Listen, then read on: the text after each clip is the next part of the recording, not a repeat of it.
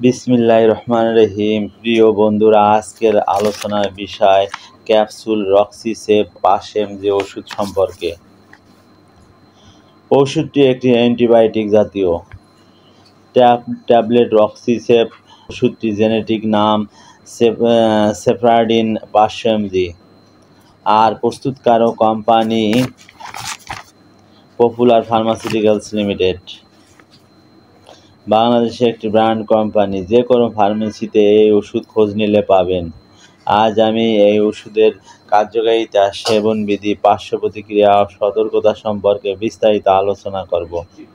কার্যকারিতা মানে এই ওষুধের কাজ কি, কোন কোন রোগে খেতে হবে এটাই বোঝায়। তো কার্যকারিতা হলো মুখ ও মুখগহ্বরের ইনফেকশন দূর করে, মধ্যকর্ণের প্রদাহ দূর করে, টনসিলের প্রদাহ দূর করে, ফুসফুসের দীর্ঘস্থায়ী সংক্রমণ বা প্রদাহ দূর করে, নিউমোনিয়ার সমস্যা দূর করে, মূত্রনালী বা মূত্রথলি সংক্রমণ দূর করে, ফোড়া সমস্যা দূর করে ও সেলুলাইটিস দূর করে।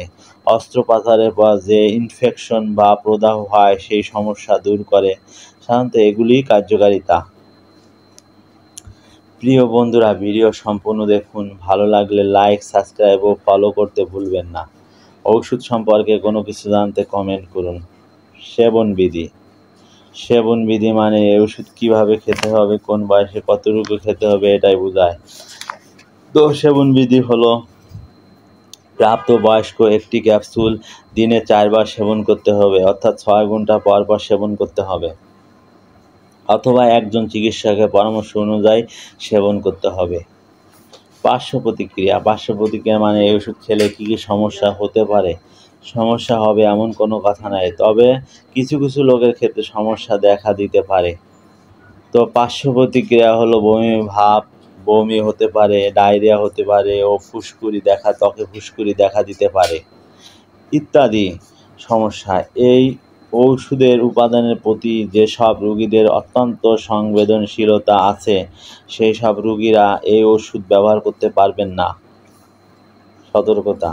সতর্কতা মানে কারা কারা এই ওষুধ খেতে পারবে না, খেতে চাইলে অবশ্যই সতর্কতা অবলম্বন করতে হবে এটাই বোঝায়। তো সতর্কতা হলো গর্ভবতী ও স্তন্যদানকারী মায়েদের অবশ্যই সতর্কতা অবলম্বন করতে হবে। একান্ত প্রয়োজন হলে অবশ্যই একজন চিকিৎসকের পরামর্শ অনুযায়ী সেবন করতে হবে। ওষুধটি ক্রয় করার পূর্বে অবশ্যই ডেট দেখে ক্রয় করবেন। শিশুদের নাগালের বাইরে রাখুন।